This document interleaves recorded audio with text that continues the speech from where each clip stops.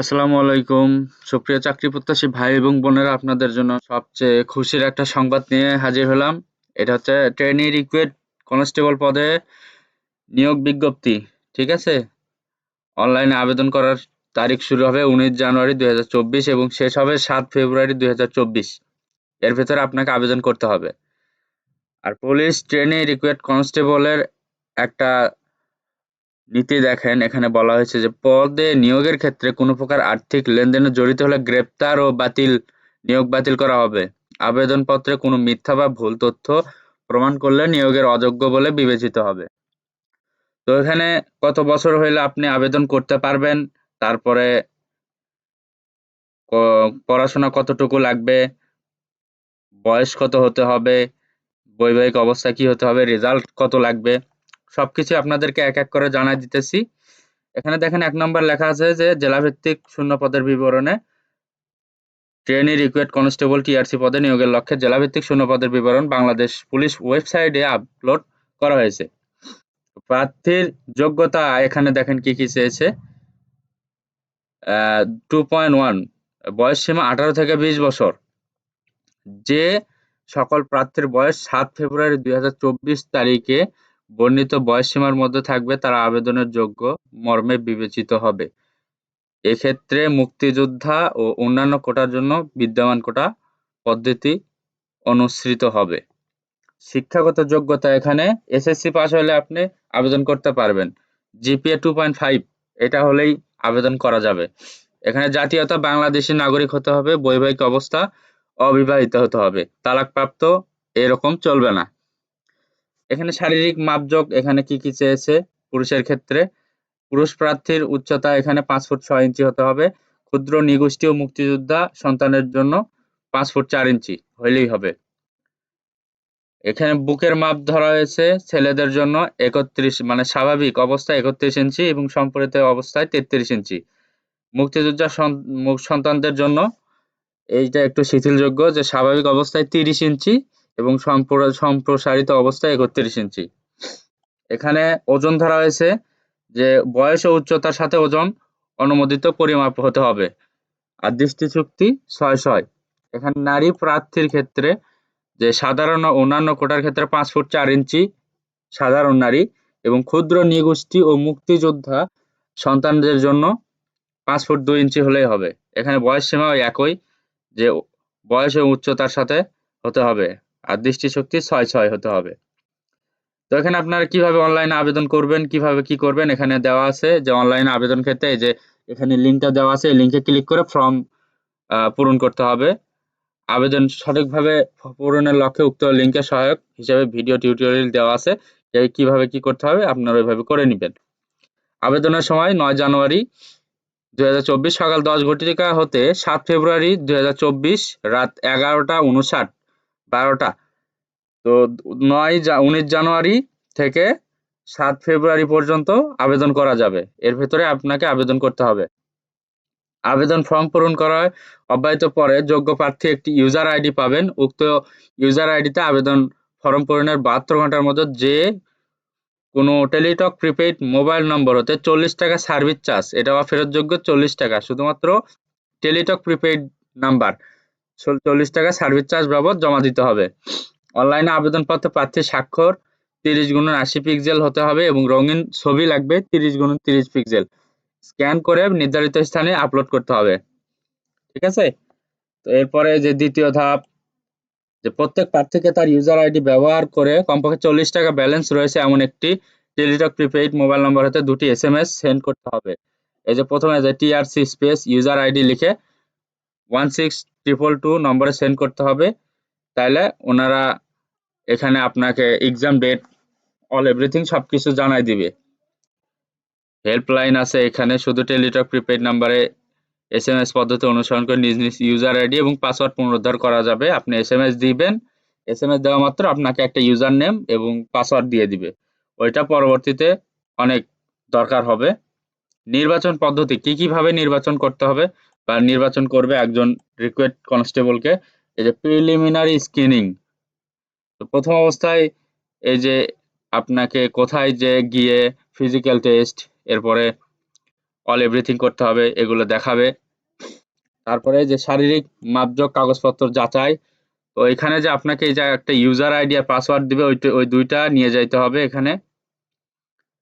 এখানে দেখেন লেখা আছে শারীরিক মাপজোক ও যাচাইয়ের ক্ষেত্রে প্রিলিমিনারি স্ক্রিনিং এর বাছাইকৃত প্রার্থীদের বিজ্ঞপ্তি উল্লেখিত তারিখে এবং সময় ও স্থানে শারীরিক মাপ কাগজপত্র যাচাই, ফিজিক্যাল এডুকেশন টেস্ট, দৌড়, push up, long jump, high jump, ragging, rope climbing এ সকল কাজে অংশগ্রহণ করতে হবে।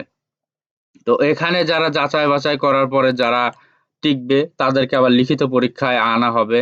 লিখিত পরীক্ষায় আনার পরে এখানে এই যে শারীরিক মাপ, কাগজপত্র যাচাই ইত্যাদি উত্তীর্ণ প্রার্থীদের বিজ্ঞপ্তিতে উল্লেখিত তারিখে বাংলা, ইংরেজি, সাধারণ গণিত ও সাধারণ বিজ্ঞানের উপর মোট ৪৫ নম্বরের লিখিত পরীক্ষায় অংশগ্রহণ করতে হবে।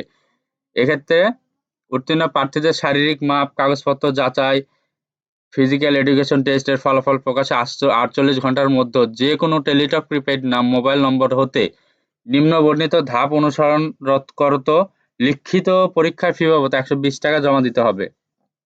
১২০ টাকা জমা দেওয়ার পরে এই যে এখানে আপনাকে ২টি SMS সেন্ড করতে হবে। SMS সেন্ড করলে তারা রিপ্লাই দিয়ে দিবে। তারপরে কি করতে হবে সবকিছু ওই SMS এর মাধ্যমে আপনাকে জানায় দেওয়া হবে। এরপরে আরো এখানে আছে কি আরো পরীক্ষা হবে। এখানে লেখা আছে যে ওয়েবসাইটে প্রবেশগত লিখিত পরীক্ষার রোল নম্বর, পদের নাম, ছবি, পরীক্ষার তারিখ, সময়, স্থান, কেন্দ্রের নাম ইত্যাদি সংবলিত লিখিত পরীক্ষার প্রবেশপত্র ডাউনলোড করে ১ কপি প্রিন্ট করতে হবে। তো এরপরে কি পরীক্ষা হবে? মনস্তাত্ত্বিক ও মৌখিক পরীক্ষা হবে ১৫ নম্বরের। এরপরে প্রাথমিক নির্বাচন কি প্রতি জেলায় নিয়োগযোগ্য প্রকৃত শূন্য পদে কোটা অনুকূলে সরকার কর্তৃক জারিকৃত বিদ্যমান কোটা পদ্ধতি সাধারণ মুক্তিযোদ্ধা, আনসার, ভিডিপি, এতিম, পুলিশ পোষ্য এবং ক্ষুদ্র নৃগোষ্ঠী কোটা এগুলো থেকে প্রাথমিক নির্বাচন করা হবে। স্বাস্থ্য পরীক্ষা ও পুলিশ ভেরিফিকেশন, একজন রিক্রুট কনস্টেবল তার স্বাস্থ্য চরিত্র ভালো কিনা, তার কোনো কেস বা অল এভরিথিং এগুলো আছে কিনা এগুলো যাচাই বাছাই করে ভেরিফিকেশন করবে। ঠিক আছে? এতে যদি কেউ অযোগ্য হয় তাহলে সে বাতিল হয়ে যাবে, আর সে যে যোগ্য সে সামনের দিকে আগায় যাবে। তো চূড়ান্তভাবে প্রশিক্ষণ অন্তর্ভুক্ত প্রশিক্ষণের জন্য প্রাথমিকভাবে নির্বাচিত প্রার্থীদের প্রশিক্ষণ কেন্দ্রে যোগদানের পর পুলিশ হেডকোয়ার্টার্সের প্রতিনিধির সমন্বয়ে গঠিত পূর্ণ বাছাই কমিটি কর্তৃক শারীরিক যোগ্যতা সহ অন্যান্য তথ্যাদি যাচাইয়ের পর চূড়ান্তভাবে প্রশিক্ষণে অন্তর্ভুক্ত হবে। তো এরপরে দেখেন এখানে আরো কিছু আছে, আরো কি চাইছে এগুলো দেখেন একটু। তো প্রয়োজনীয় সনদ সমূহের বিবরণ। তো প্রিলিমিনারি স্ক্রিনিং এর মাধ্যমে বাছাইকৃত যোগ্য প্রার্থীদের শারীরিক মাপ, কাগজপত্র যাচাই, ফিজিক্যাল এডুকেশন টেস্ট অংশগ্রহণের জন্য উল্লেখিত বিজ্ঞপ্তিতে তারিখ ও সময় নিজ নিজ জেলায় পুলিশ লাইন্সে যে জেলার যে স্থায়ী বাসিন্দা এ নির্মিত কাগজপত্র দিয়ে উপস্থিত থাকতে হবে। তো কি নিয়ে যেতে হবে? Admit card for physical education test এর ডাউনলোডকৃত প্রিন্ট কপি ২টা, শিক্ষাগত যোগ্যতার সনদপত্র, এসএসসি পাস বা এইচএসসি পাস যেটাই হোক সনদপত্র নিয়ে যাইতে হবে, সাময়িক সনদপত্র মূল কপি, চারিত্রিক সনদপত্র, সর্বশেষ শিক্ষা প্রতিষ্ঠানের প্রধান কর্তৃক প্রদত্ত চারিত্রিক সনদপত্র মূল কপি, নাগরিকত্ব সনদপত্র, যে জেলায় স্থায়ী বাসিন্দা হোক, ইউনিয়ন পরিষদ হোক, সিটি কর্পোরেশন হোক, মেয়র হোক, পৌরসভা যে কোনো থেকে আপনি নাগরিকত্ব সনদপত্র নিয়ে নেবেন। অভিভাবকের সম্মতিপত্র, একজন অভিভাবক যে তার সম্মতি দিচ্ছে যে হ্যাঁ আমার ছেলে এখানে যাক কাজ করুক, সেই সম্মতিপত্র নিয়ে আসতে হবে। জাতীয় পরিচয়পত্র, সে যদি তার জাতীয় পরিচয়পত্র থাকে নিয়ে আসবে, বা পিতামাতার তা মূল কপি নিয়ে আসলেও চলবে। ছবি, সরকারি গ্যাজেটের কর্মকর্তা কর্তৃক সত্যায়িত ৩ কপি সদ্য তোলা পাসপোর্ট সাইজের ছবি, মানে ছবির ওপরে একজন সরকারি কর্মকর্তার সিগনেচার থাকতে হবে। মুক্তিযোদ্ধার সন্তান, শহীদ মুক্তিযোদ্ধার সন্তান, মুক্তিযোদ্ধার সন্তানদের ক্ষেত্রে প্রমাণক, মুক্তিযোদ্ধার নাম লাল মুক্তিবার্তা থাকলে লাল মুক্তিবার্তার সত্যায়িত অনুলিপি, মুক্তিযোদ্ধার নাম ভারতীয় তালিকায় থাকলে ভারতীয় তালিকায় সত্যায়িত অনুলিপি, মুক্তিযোদ্ধার সাথে জারিকৃত গেজেটের মূল কপি। এরপরে মুক্তিযোদ্ধার সন্তানদের ক্ষেত্রে প্রত্যয়নপত্র, এখানে প্রথম শ্রেণীর ম্যাজিস্ট্রেট নিকট সম্পাদিত এফিডেভিট অথবা বিজ্ঞ আদালত কর্তৃক প্রদত্ত সাকসেশন সার্টিফিকেট ইত্যাদি এগুলো নিয়ে আসতে হবে। পুলিশ পোষ্য কোটা কনস্টেবল হতে সর্বোচ্চ সাব ইন্সপেক্টর সার্জেন্ট টিএসআই পদমর্যাদায় পুলিশ কর্মকর্তার সন্তানগণের নিকট পুলিশ পোষ্য কোটায় প্রাধিকার প্রাপ্তির ক্ষেত্রে পিতামাতার নাম, পদবি, বিপি নম্বর সহ উল্লেখিত কর্মকর্তা জেলা ইউনিট প্রধান কর্তৃক প্রত্যয়নপত্র মূল কপি যদি পুলিশ পোষ্য কোটার মূল প্রার্থীর পিতামাতা অবসর মৃত্যুবরণ করে থাকে, তাহলে উক্ত প্রার্থীর পিতামাতার সর্বশেষ কর্মস্থলের ইউনিট প্রধান কর্তৃক প্রদত্ত সত্যায়নপত্রের মূল কপি আনতে হবে। তারপর আনসার ও ভিডিপি কোথায় কি করতে হবে? আনসার ও ভিডিপি কোঠায় প্রার্থীদের ক্ষেত্রে ৭০ দিন মেয়াদী মৌলিক প্রশিক্ষণে অংশগ্রহণের সনদপত্রের মূল কপি। এতিমকোঠার প্রার্থীদের ক্ষেত্রে সরকারি এতিমখানা ও সরকারি নিবন্ধন প্রাপ্ত এতিমখানার প্রধান কর্তৃক প্রদত্ত প্রত্যয়নপত্র, প্রশংসাপত্র এর মূল কপি আনতে হবে এবং এই মর্মে ঘোষণা থাকতে হবে যে প্রার্থীর পূর্বকালীন স্থায়ী বাসিন্দা ও স্থায়ী ঠিকানা, এতিমখানার নিবাসের নিবন্ধনকৃত ব্যক্তিগত নম্বর উল্লেখ থাকতে হবে। এরপরে ক্ষুদ্র নৃগোষ্ঠী কোঠার প্রার্থীদের ক্ষেত্রে প্রমাণস্বরূপ তাদের রাজা, ক্ষুদ্র নৃগোষ্ঠী প্রধান অথবা জেলা প্রশাসক, উপজেলা নির্বাহী অফিসার কর্তৃক প্রদত্ত সনদপত্রের মূল কপি আনতে হবে। এরপরে চাকরিজীবী প্রার্থীদের অনুমতিপত্র, সরকারি, আধা সরকারি, স্বায়ত্তশাসিত সংস্থার চাকরিরত প্রার্থীদের ক্ষেত্রে আবশ্যিকভাবে যথাযথ কর্তৃপক্ষের অনুমতিপত্র। এখানে প্রশিক্ষণ কিভাবে দেওয়া হবে? পুলিশ হেডকোয়ার্টার্সের প্রতিনিধির সমন্বয়ে গঠিত পূর্ব বাছাই কমিটি কর্তৃক চূড়ান্ত বাছাইকালে যোগ্য বিবেচিত প্রার্থীগণকে নির্ধারিত প্রশিক্ষণ কেন্দ্রে ট্রেনি রিক্রুট কনস্টেবল টিআরসি হিসেবে ৬ মাস মেয়াদী মৌলিক প্রশিক্ষণে অংশগ্রহণ করতে হবে। প্রশিক্ষণকালীন কি সুবিধা পাবে? প্রশিক্ষণকালীন একজন রিক্রুট কনস্টেবল কি সুবিধা পাবে? ট্রেনি রিক্রুট কনস্টেবল টিআরসি হিসেবে প্রশিক্ষণকালীন শিক্ষা, মূল্য পোশাক সামগ্রী সহ থাকা, খাওয়া ও চিকিৎসার সুবিধা প্রাপ্ত হবে।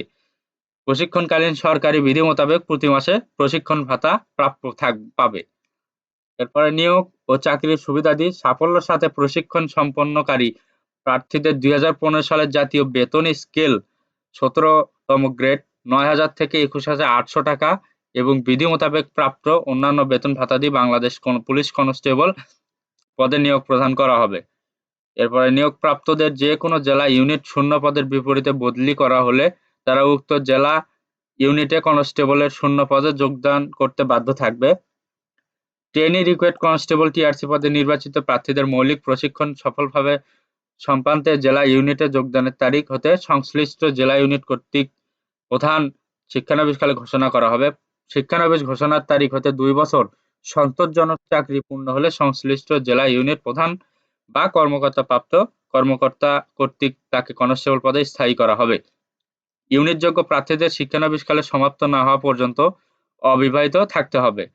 নিয়োগপ্রাপ্ত প্রার্থীরা বিনামূল্যে পোশাক সামগ্রী, ঝুঁকি ভাতা, চিকিৎসা সুবিধা এবং নিজ ও পরিবারের নির্ধারিত সংখ্যক সদস্যদের জন্য প্রাপ্যতা অনুযায়ী পারিবারিক রেশন সামগ্রী স্বল্পমূল্যে প্রাপ্য হবে। এরপরে নিয়োগপ্রাপ্তদের জন্য প্রচলিত নিয়ম অনুযায়ী উচ্চতর পদে পদোন্নতি সহ জাতিসংঘ শান্তিরক্ষা মিশনে যাওয়ার সুযোগ আছে। এরপর এখানে লেখা আছে সাধারণ নির্দেশাবলী যে কি এখানে নির্দেশনা দেওয়া হয়েছে একটু শোনেন। কর্তৃপক্ষ সার্বিক ব্যবস্থা বিবেচনায় নিয়োগযোগ্য পদের সংখ্যা হ্রাস বৃদ্ধি করার অধিকার সংরক্ষণ করেন। শিক্ষাগত যোগ্যতা অন্যান্য বিষয় প্রার্থী কর্তৃক প্রদেয় তথ্যাদি সম্পর্কে তদন্তে কিংবা তদন্ত পরবর্তীকালে কোনো বিরূপ প্রতিবেদন পাওয়া গেলে উক্ত প্রার্থীকে প্রশিক্ষণ হতে অব্যাহতি, চাকরি হতে বরখাস্ত সহ তার বিরুদ্ধে প্রয়োজনীয় আইনানুগ ব্যবস্থা গ্রহণ করা হবে। মুক্তিযুদ্ধ কোটায় নির্বাচিত প্রার্থীর ক্ষেত্রে পিতামহী, মাতামহী এবং অনুকূলে দাখিলকৃত প্রমাণসমূহ যাচাই অন্তে সঠিক পাওয়া না গেলে প্রশিক্ষণ হতে অব্যাহতি, চাকরি থেকে বাদ দেওয়ার আইনানুগ ব্যবস্থা গ্রহণ করা হবে। উল্লেখ্য, মুক্তিযোদ্ধা কোটায় প্রার্থী কর্তৃক দাখিলকৃত মুক্তিযুদ্ধ সনদ মুক্তিযুদ্ধ বিষয়ক মন্ত্রণালয় হতে একবার জাল প্রমাণিত হলে তা পূর্ণ যাচাইয়ের কোনো সুবিধা থাকবে না। চাকরিতে প্রবেশকালীন প্রার্থী কর্তৃক দাখিলকৃত কাগজপত্রাদি বিভিন্ন সনদ প্রত্যয়নপত্র ব্যতি রেখে নিয়োগ কার্যক্রম সম্পন্নের পরে ইস্যুকৃত বা নতুনভাবে অন্য কোনো কাগজপত্রাদির ভিত্তিতে কনস্টেবল পদে নিয়োগ প্রদানের কোনো সুযোগ নেই। ত্রুটিপূর্ণ, অসম্পূর্ণ, বিলম্ব, ভ্রান্ত, ভুল কিংবা মিথ্যা সংবলিত আবেদনপত্র বাতিল বলে গণ্য হবে। এক্ষেত্রে প্রশিক্ষণের জন্য চূড়ান্তভাবে নির্বাচিত, নিয়োগকৃত, প্রশিক্ষণরত, চাকরিরত অর্থাৎ যেকোনো পর্যায়ে কোনো প্রার্থীকে কর্তৃক দাখিলকৃত তথ্য মিথ্যা, ভুল, প্রার্থীর কোনো প্রতারণা প্রমাণিত হলে তাকে নিয়োগের অযোগ্য, বহিষ্কার, চাকরিচ্যুত, বরখাস্তকরণসহ তার বিরুদ্ধে আইনানুগ ব্যবস্থা গ্রহণ করা হবে। কোনো প্রার্থী পুলিশ বাহিনী অন্য কোনো নিয়মিত বাহিনীর যে কোনো সরকারি চাকরি হতে বহিষ্কৃত, চাকরিচ্যুত, বরখাস্ত হয়ে থাকলে তাকে আবেদনের অযোগ্য মর্মে বিবেচনা করা হবে। কোনো কারণ দর্শানে ব্যক্তি রেখে কর্তৃপক্ষ যে কোনো প্রার্থীর নিয়োগ আবেদনপত্র বাতিলের অধিকার সংরক্ষণ করেন। নিয়োগ সংক্রান্ত সকল বিষয়ে কর্তৃপক্ষের সিদ্ধান্তই চূড়ান্ত বলে গণ্য হবে।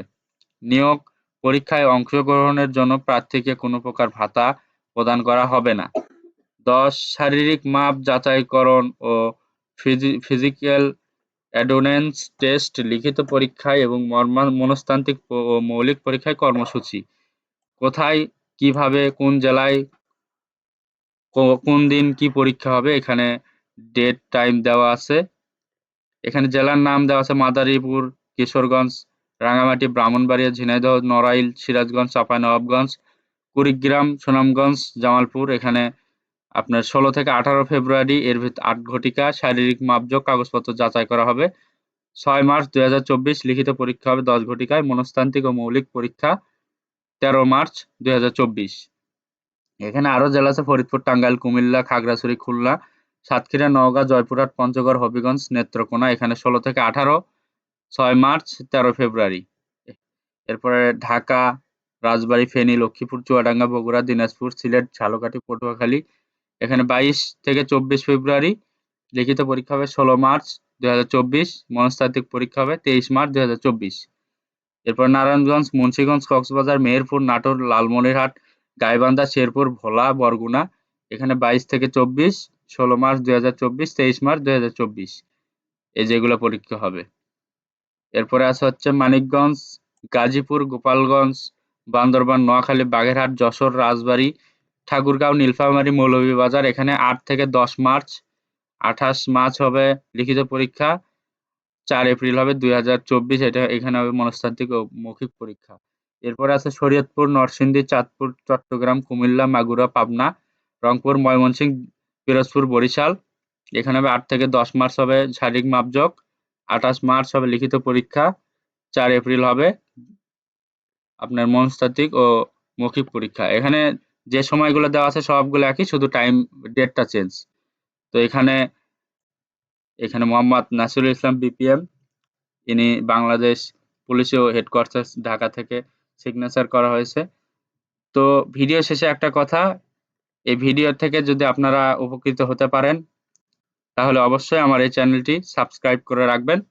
আর যদি ফেসবুক থেকে দেখেন, ফেসবুক পেজ থেকে, তাহলে আমার ফেসবুক পেজটা ফলো করে রাখবেন। তো সবাই সুস্থ থাকবেন, ভালো থাকবেন। সবাইকে অনেক অনেক ধন্যবাদ।